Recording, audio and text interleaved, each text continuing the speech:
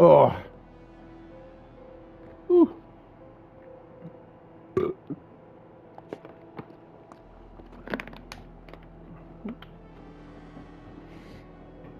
I'll be right back. I gotta blow my nose. Ugh.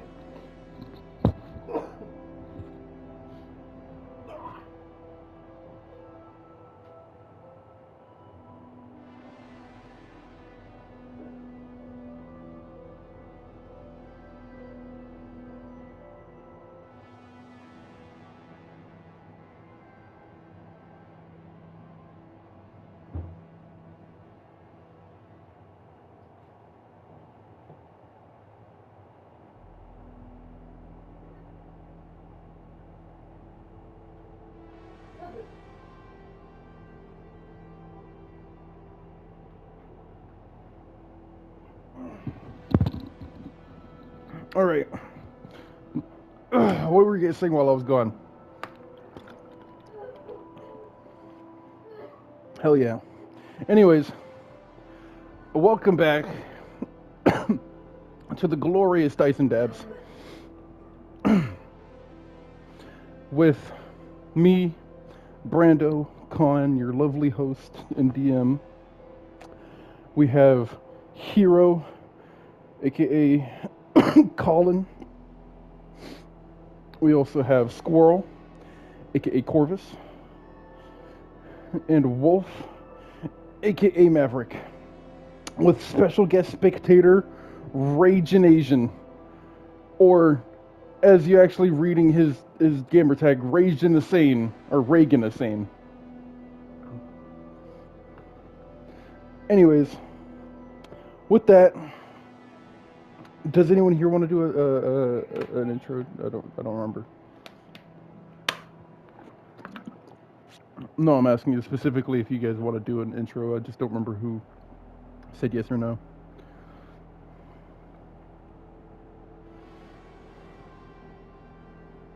Well, if I remember right,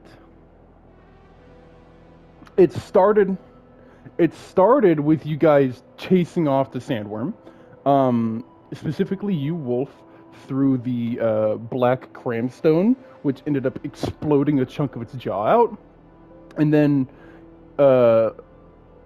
Squirrel, Corvus, you got all big and dangerous and ragey with your cram potions, and just chopped the fuck out of its other side and made it just run away due to being too injured to want to give chase. So, after that, you guys decided to rest, and after the first watch not really going too bad, if I remember right, the second watch having a cockatrice attack your group, a group of them, two of them specifically, and after killing one of them, it was two of them. After killing one of them, the other one flies away, not deeming this prey worthy of losing its own life. And then the final bit of the session was Corvus talking with the kobold that they met back in the forest. The final one of his group, and he decided to tag along with you guys and to maybe guide you guys to the City of Glass.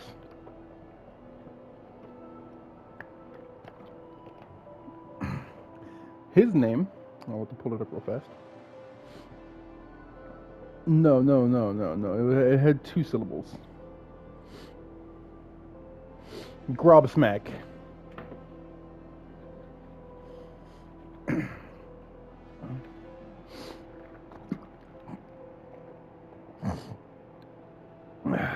And that's where we'll leave that. So, also, I just want to say, I had a pretty fun character lined up for that one shot. His name was Gikrook Telfinthraka, but he goes by Axeman because nobody knows how to really say his full name. And he was going to be the chef of the ship. He was going to be a blind old man. He was going to be an orc, and he was just going to have like a lot of cleavers that acted as axes.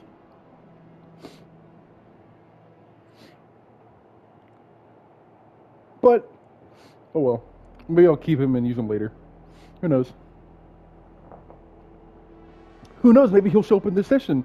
He's still in my D&D Beyond character, so he might show up in this session. Who knows? Who knows?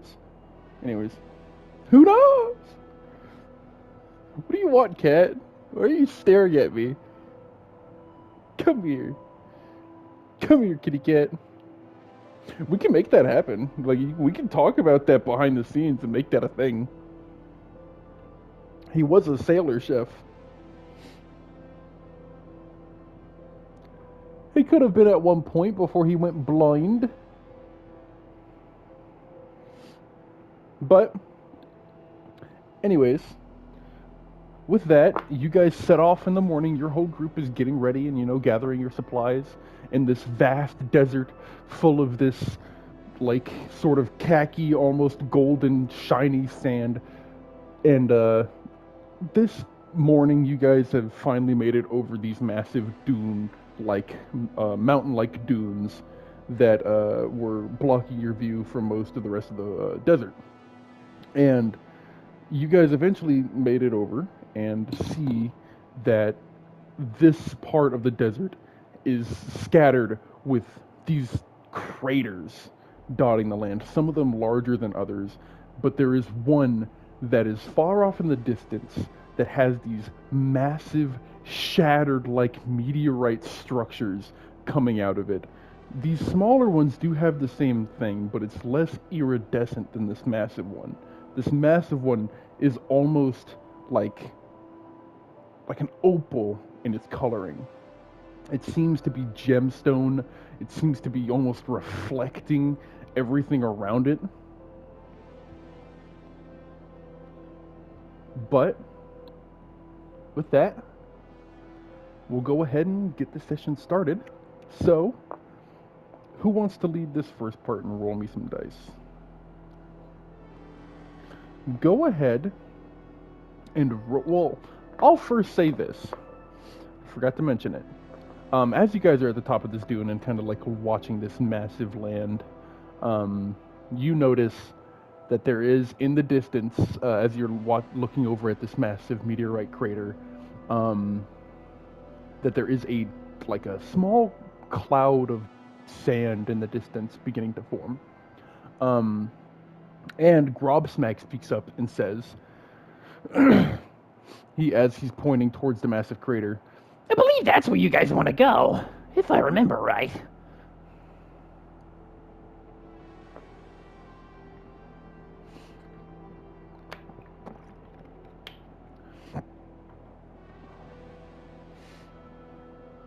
Well, yeah. The rest of the desert's lined with them. You can't really go anywhere without at least running into one or two. No, the craters. I don't know about the fire people. I mean, it's pretty hot out here, so maybe.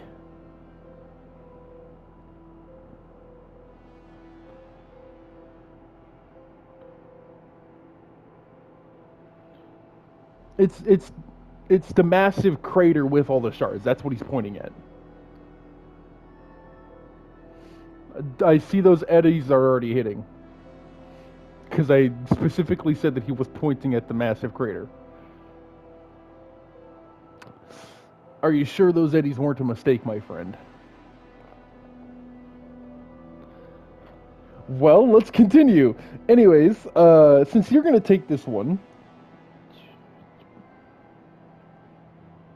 roll me a d6.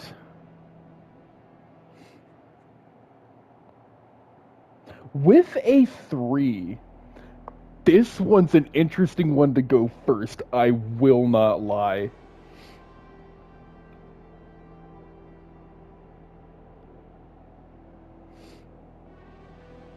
All right.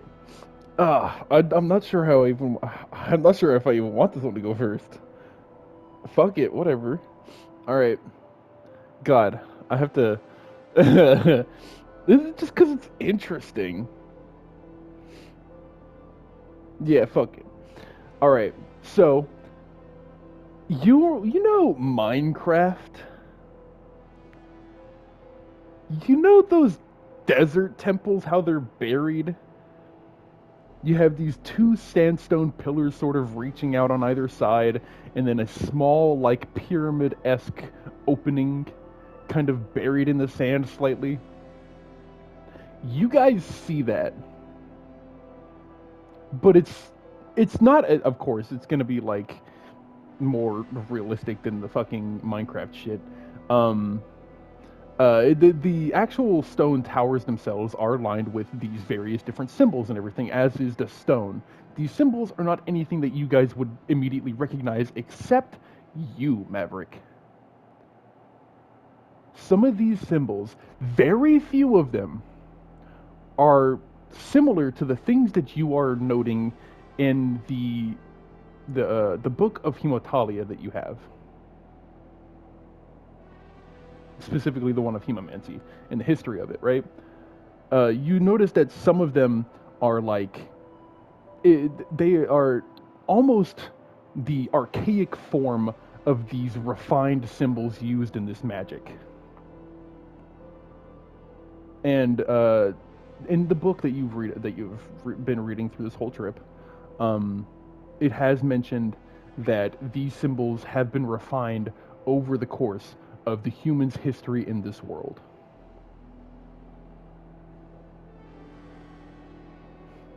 So, with that, take it away.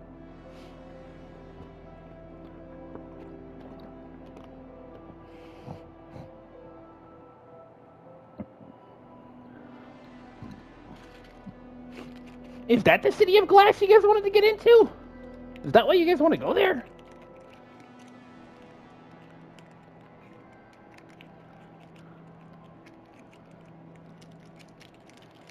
Hmm.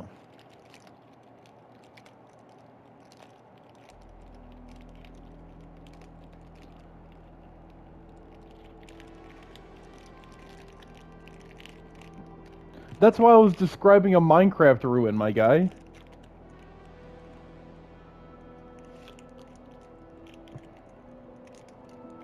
No, no, no, no, no, no, no, no. Yeah, he was point. I was. He was pointing it out.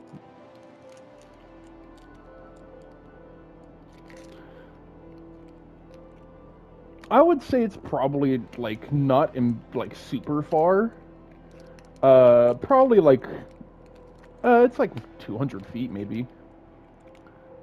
So like, it's not that far.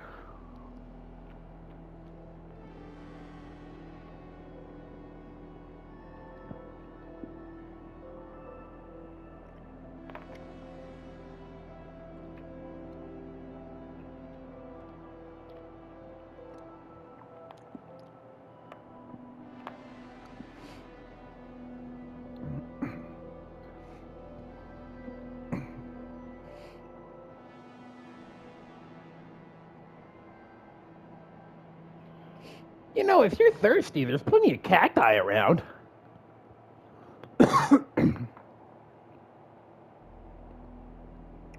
Well, they are carnivorous.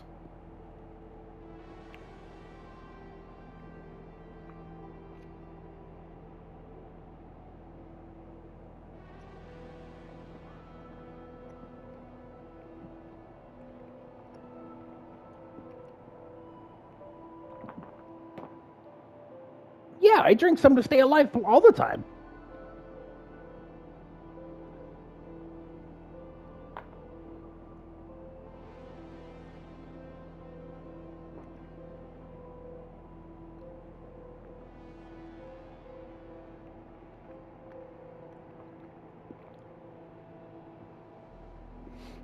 I'm surprised. I'm sure you would, Corvus. You've probably shipped cactuses to places, or maybe not personally, but you've seen them being shipped.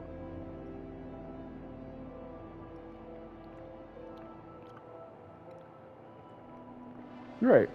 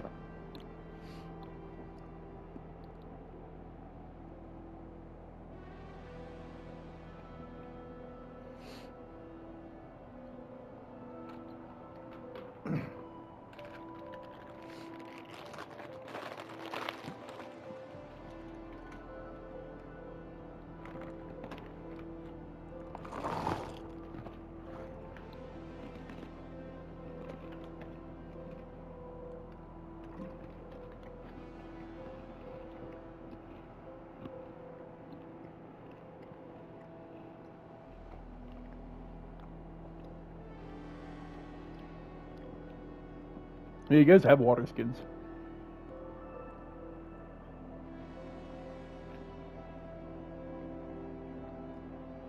Yeah, you guys have supplies for the trip. You just don't have alcohol for the trip.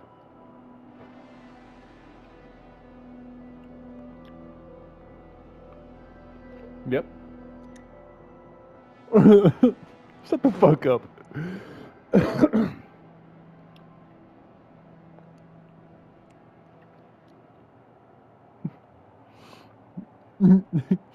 Complained that he hasn't had a drink in 3 days. Meanwhile, he's been drinking this whole time. He's just been playing it up to hide it, so that nobody, so he doesn't have to share.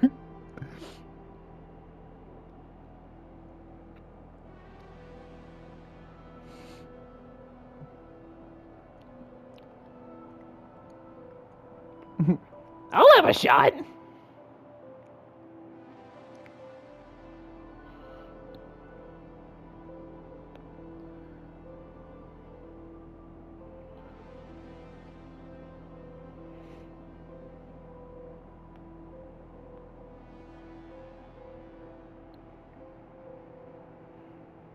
Let them see what?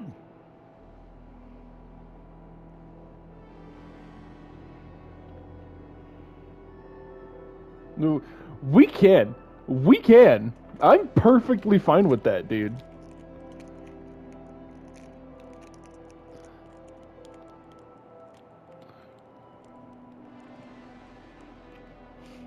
I mean, are you trying? Well, I mean, we can just say in character you called him out because that's not like you can still just call him out on that. Like, you don't have to know for a fact to suspect it. You can just call it right, but he can still choose to hide it if he wants.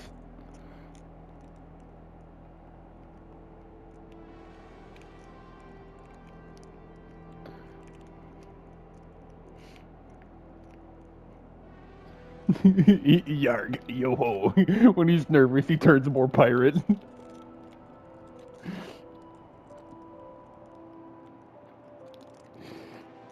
That's such a good character quirk.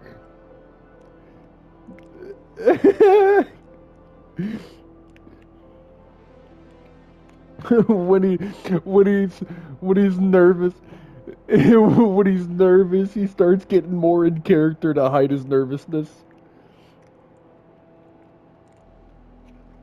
Yarg, yo ho! I have no idea what ye be talking about, matey.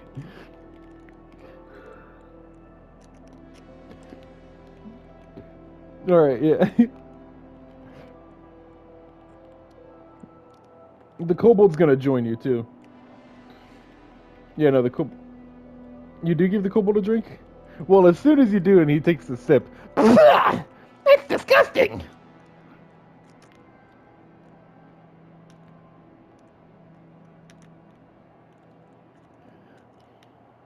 Offended by what? Well, I don't drink.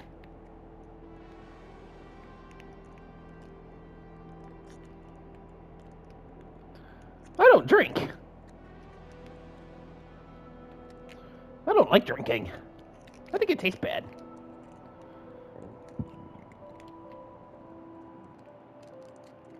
But as you approach the temple, do you wish to investigate any further on the sigils, or there is only a few symbols that you can recognize from the things that you have written as maybe being something that you can actually translate. So, go ahead and give me a history check.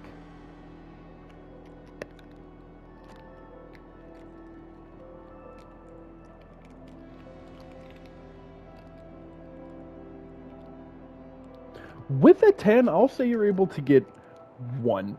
So roll me a d6.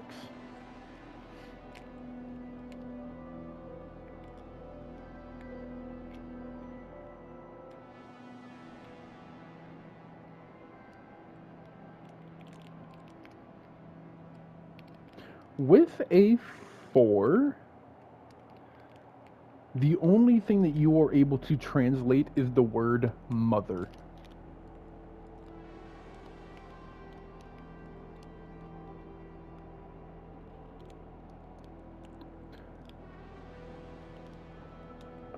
Kitty, what are you doing?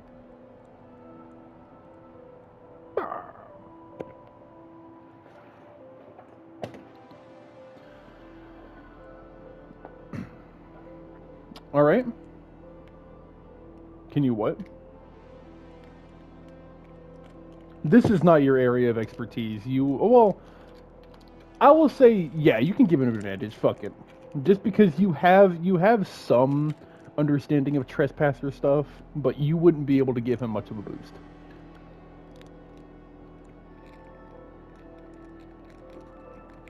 Yeah, the 10.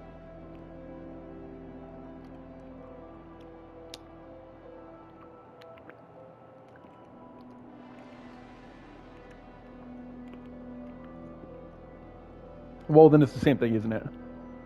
Yeah, it's the same thing. Doesn't matter. So, the only reason why I had you re-roll that is because if you rolled any higher, you just would have gotten an extra word. So you would have rolled the d6 again. But either way, you get the word mother. Um, and to look for a trap, go ahead and roll me an investigation.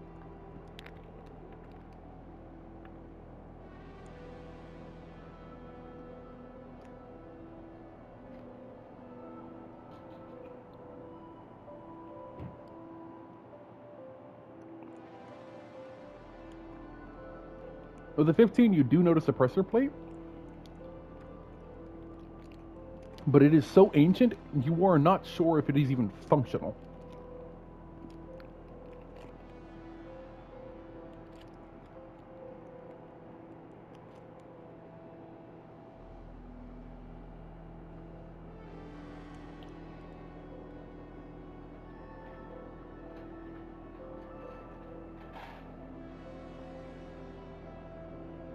Kitty, are you hungry? She's so cute and patient. Hmm?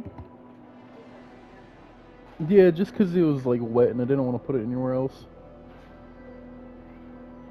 You're so cute, kitty. No, I love you, babe. Can you bring me my green?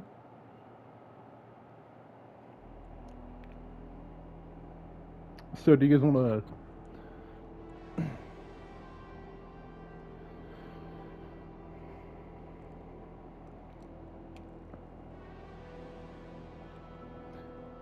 Yes. So essentially, here I can give you a better understanding if you wish.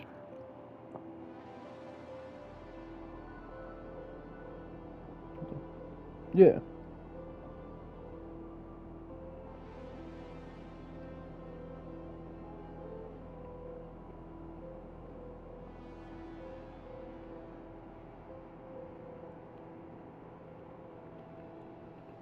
You'll be making a sleight of hand check plus your proficiency bonus.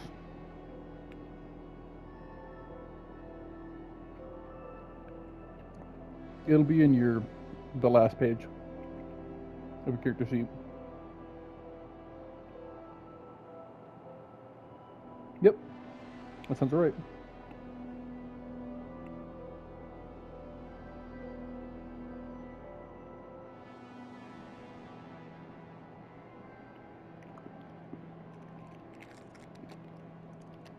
26. With it, yeah, the rogues are crazy. They get some insane rolls in like higher levels. Once you reach like level 7, you're able to start like rolling 30s and shit like that consistently.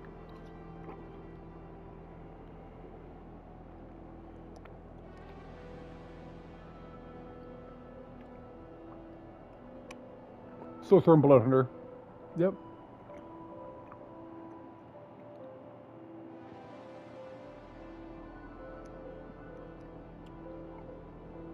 Purely, it is purely for narrative reasons. But That's fair. That's fair. Um, so with the 26,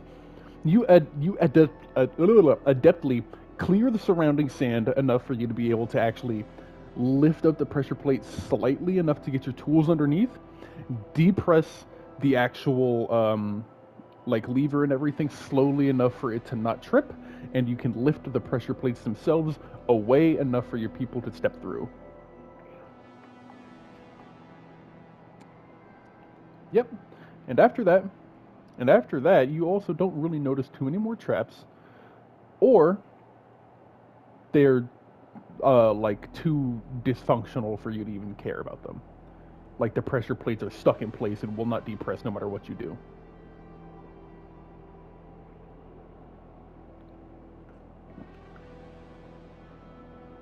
For the most part. Well, it is a small like corridor before you reach the main chamber. But if you all step through, I can describe the main chamber. All right. So when you all step through, there is this massive chamber, seemingly bigger than what it looks like on the outside. Um, and as you like you step down these stairs, you see that there is these massive sandstone pillars that would be holding up what is the ceiling. But this thing has seemingly no clipped into the sand itself, sand filling more than half the chamber in the back, in an angle that would be impossible for anything natural to have brought it in. But you do notice there are three statues that are poking out behind the sand. One is a robed, hooded figure with a massive staff and two horns jutting out from underneath the hood. The other is a woman in ceremonial garb with a knife held in both hands against her stomach, and like long robes leading from like almost like a skirt. And then the last one, which is mostly buried, all you can see is like the head and one shoulder. Is the head itself seems to be this skull helmet like mixture with this like smoke or flame design coming from it, cast in stone, of course, so it's a little hard to tell what it is, and a large spiked armored pauldron as the shoulder.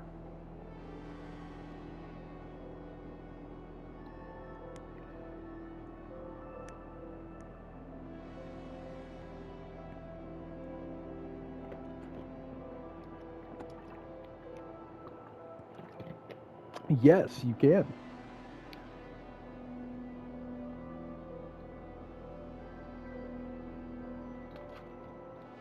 Do you wish to roll it for all three or specifically one?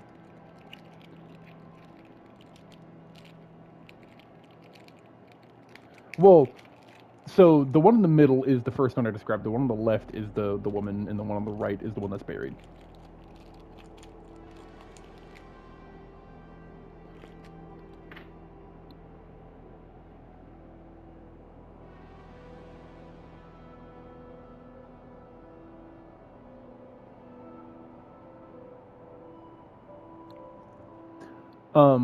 As you further approach and you look up, this is not a figure that is in your normal pantheon. However, as a person who is training to join the clerical order, you do know this by name alone. In a small description of depictions.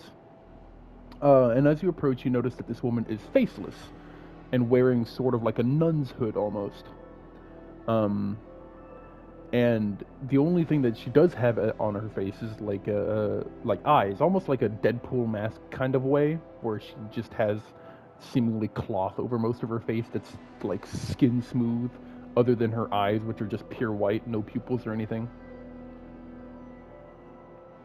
So, you know this is Hemotalia, the Blood Mother, the Trespasser Goddess.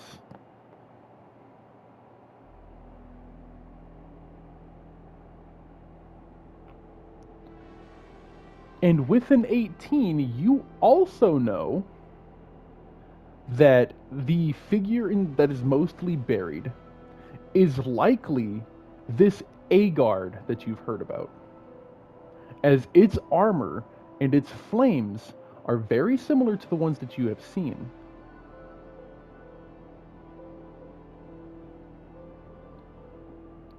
The only reason why you know Hemotalia as much as you do is because in some sects of human culture, she is still worshipped illegally. Yes. You have to be aware that it exists to know how to get rid of it.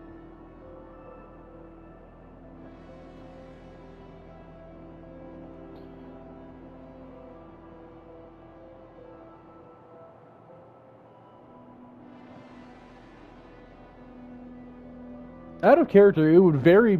I would highly doubt that you would not know more, or that you would know more than Maverick, because Maverick is a human and has likely heard it been talked about in human circles.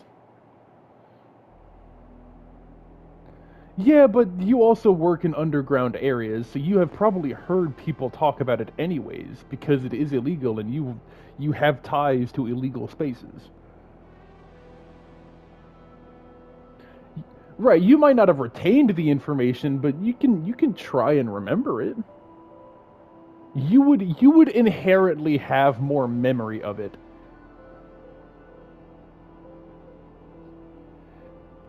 You would have a better here, I'll say it like this. You would have a better understanding of human culture, whereas uh Cullen would have a particular viewed history of human history.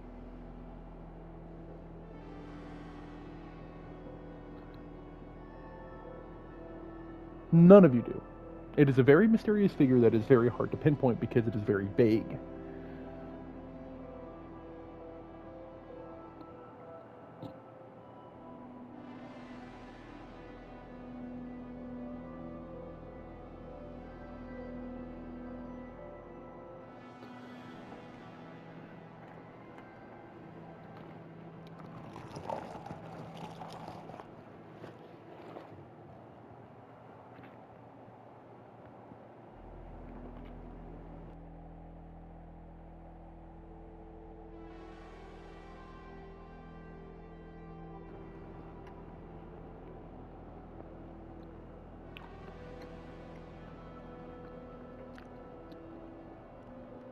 The entire back half is buried, and there isn't really any visible areas. However, if you guys choose to look around, you might find something.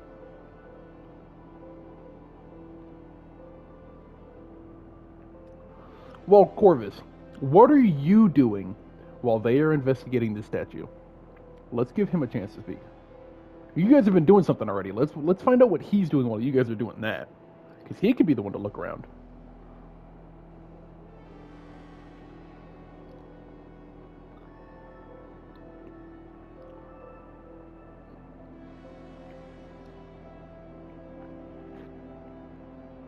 So,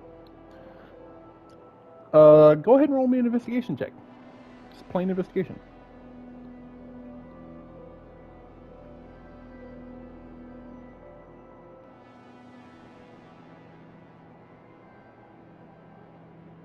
Doesn't matter. With a nat 20, as you are like walking around and like, poking at these statues and everything like that, um, some of these runes feel strangely familiar to you.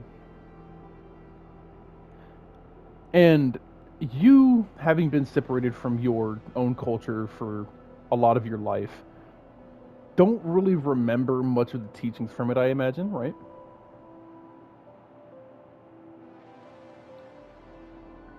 So, we'll say that the only thing that you can really get from the statues themselves is that these things are, for one, extremely old, obviously, but this place was more of a place of worship and reverence of these three figures.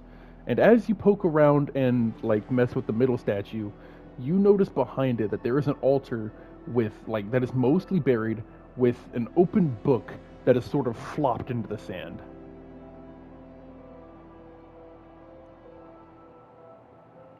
Book itself is blank. As soon as you pick it up there, you can't see anything on the pages.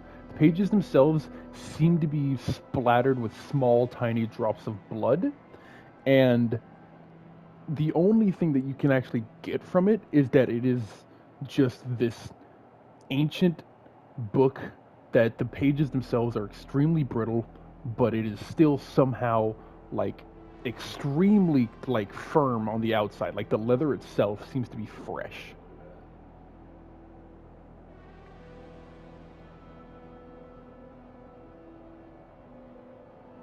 I mean, uh, investigate it how?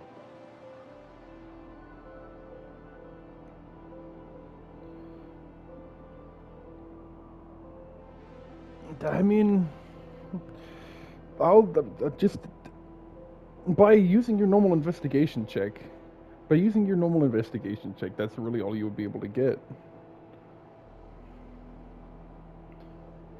So, I mean, just investigating more won't help you. No.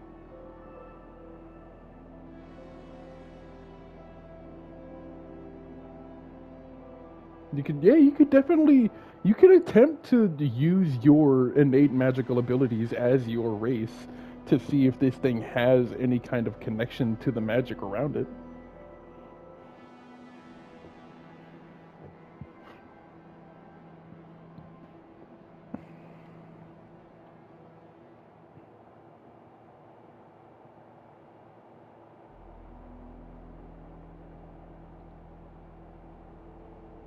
Go for it.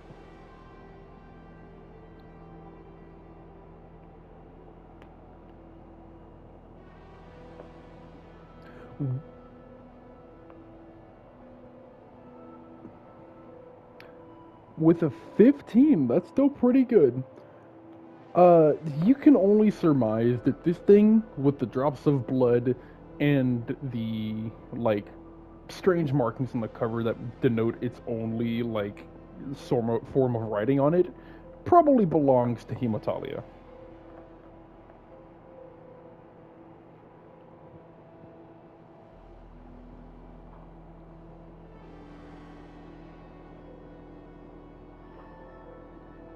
I mean, you guys have seen it happen. You guys have seen it happen.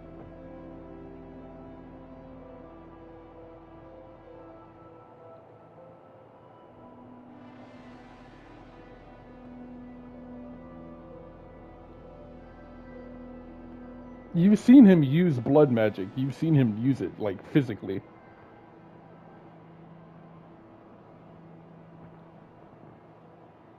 Not only that, in the recent combat you guys did with the worm and the cockatrices, he used blood magic. Or maybe not on the worm, but with the cockatrices, definitely. He used the thing that makes him worse at hitting, makes him blind. Curse of the Eyeless, that's what it is.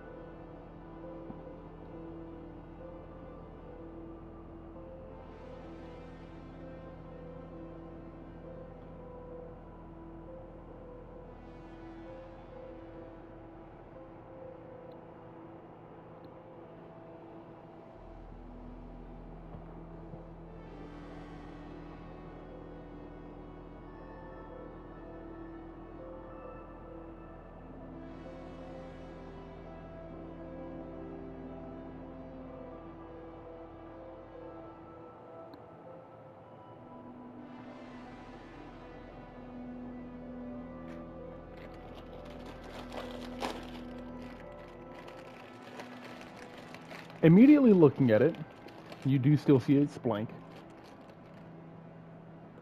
It does not make itself known to you, your human eyes alone.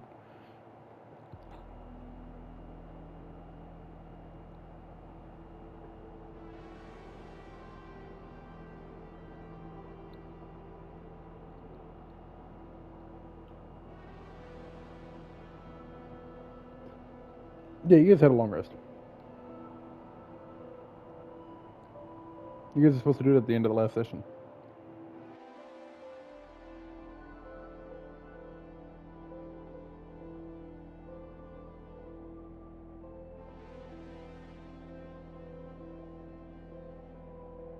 You bastard!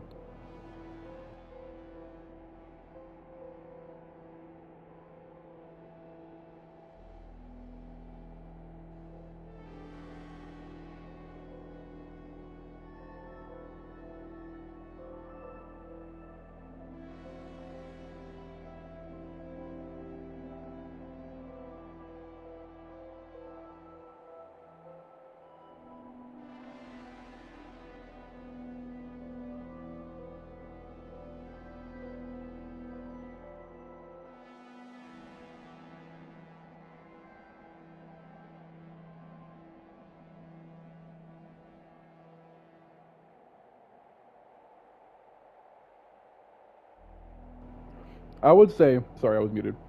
I would say, if you are wishing to find out like what its purpose is or how to use it, um, I would say, give me an Arcana check. Yep.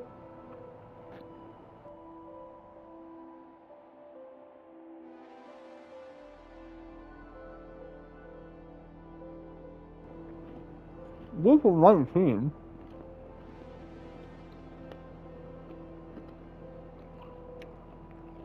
with a 19,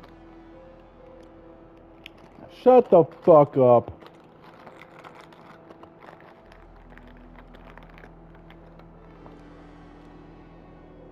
No, he said the word bucket.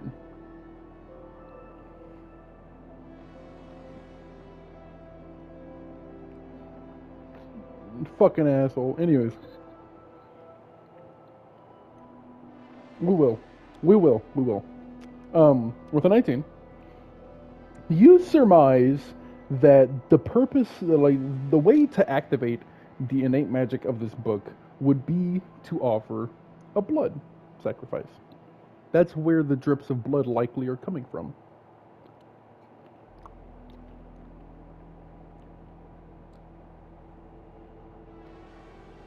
Fair enough, fair enough. So, go ahead.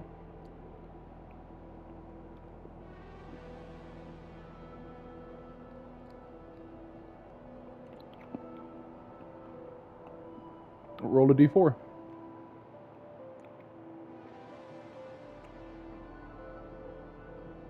Roll a d4.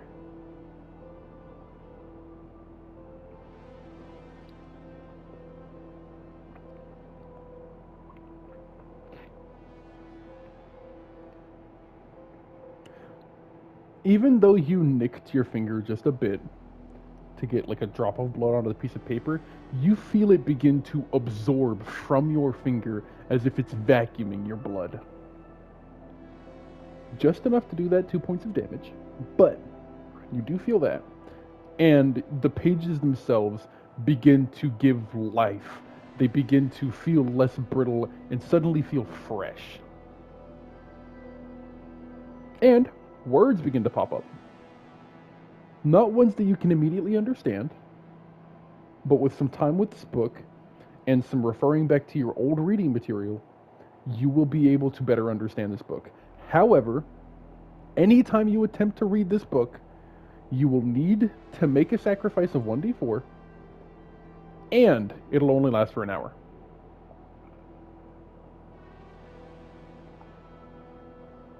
He's able to read the book, and with his older reading material going back and forth between the two, he will be able to make out what it's actually saying. However, that will be like only available during a short rest, because that is a lot of time and a lot of space that you need to take up with the two books, having them both open at the same time and referring back and forth constantly, taking notes.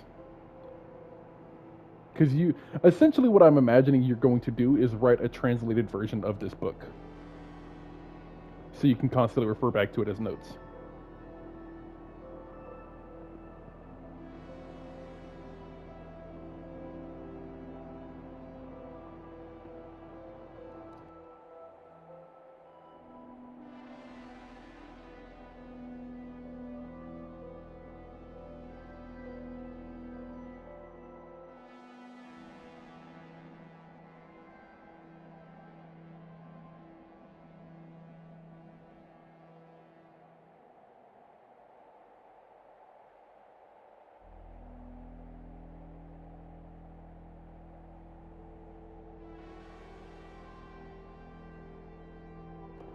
Anything else you guys wish to do?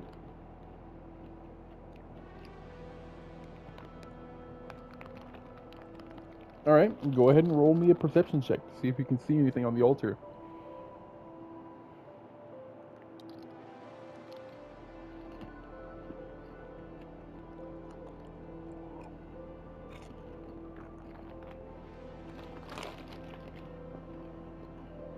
With an 11, you mostly just see a lot of the same symbols you've been seeing around the altar, around the actual temple itself, and there is small drops of blood scattered around the actual top of the altar, with minor inscriptions and minor like depictions of the three statues.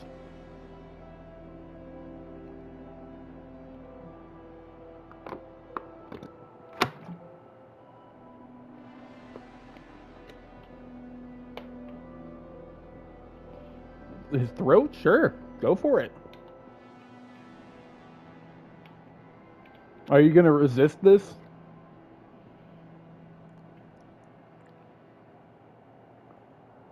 Hmm.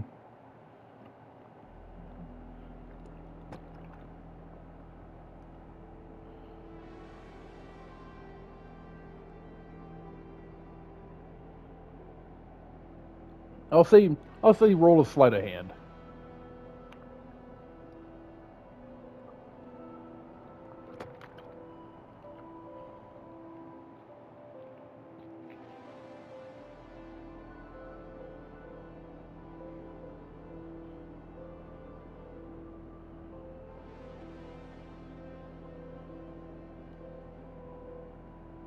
You see him draw his blade and begin to raise it like some kind of horror villain.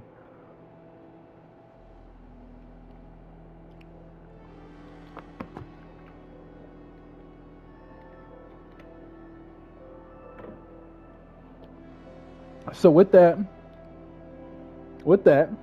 you throw him over the altar into the sand. Um, Maverick, you immediately get the wind knocked out of you, and go ahead and roll me a d4, hero.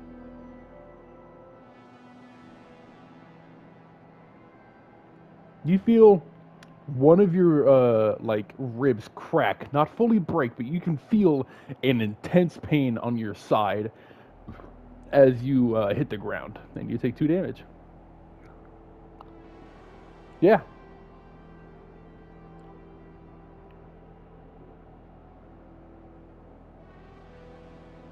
No, no, no. He breaks the ribs getting hit.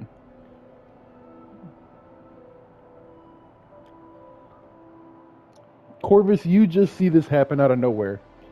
You see a knife go scattering across the ground like a dagger, and it makes like a loud skittering noise against the sandstone. And you see Maverick thrown against the ground, him gasping for breath, and like Cullen an intense look on his face.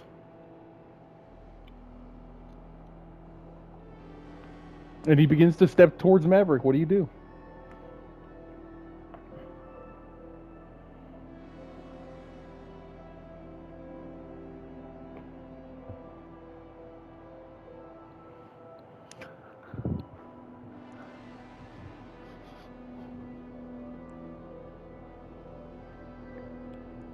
So what are you gonna do? What are you gonna do, bud? Yeah, I described you exactly what you saw. You see a knife go skittering, which catches your attention. You see a dagger go skittering, I should specify, not just some kind of random pocket knife.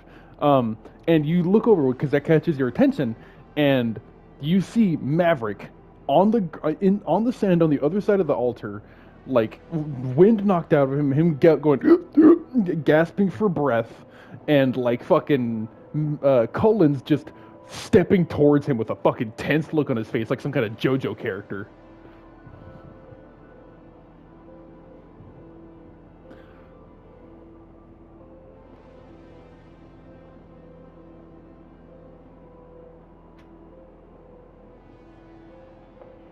Act it out, guys.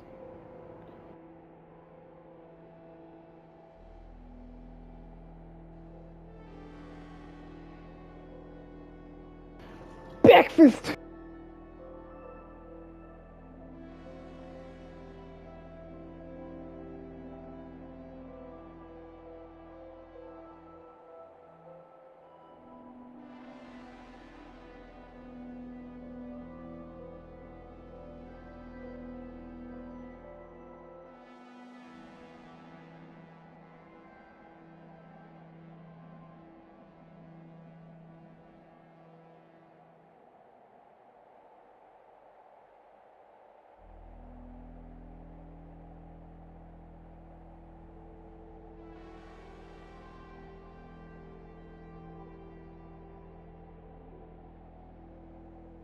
I'm saying you said that in character because that would make a good moment.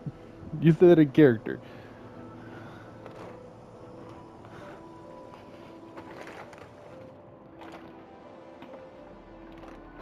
The kobold is kind of just sitting on the sidelines watching all this whenever he notices that things have kind of calmed down and was just like, Well, since nobody's dying today, can we just leave? This is getting boring.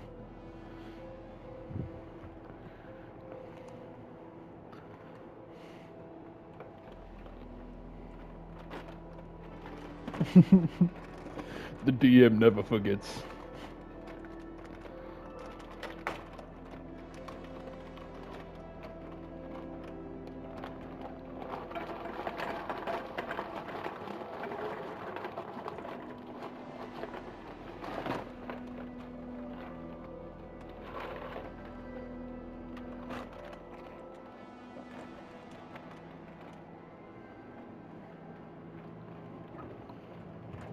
The kobold's gonna follow and kind of just chill out.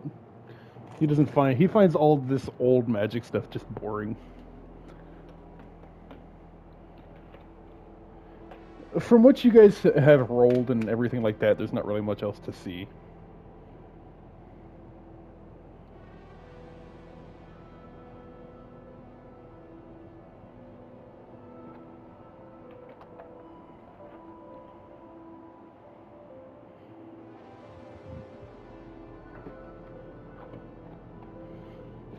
Yeah, you can. Go ahead and roll another d4.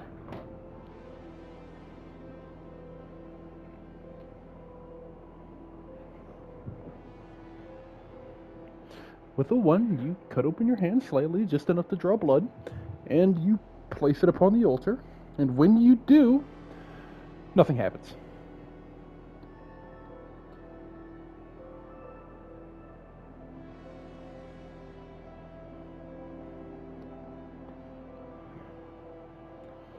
All right, roll another d4.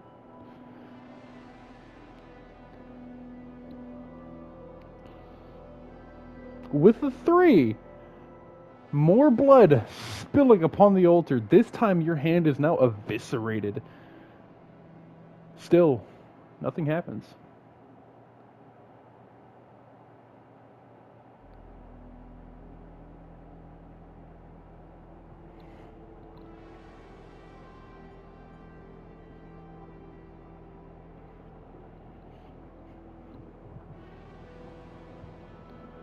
Well, you do know, you do know, Himotali is a trespasser god, or goddess. Agard is a trespasser god.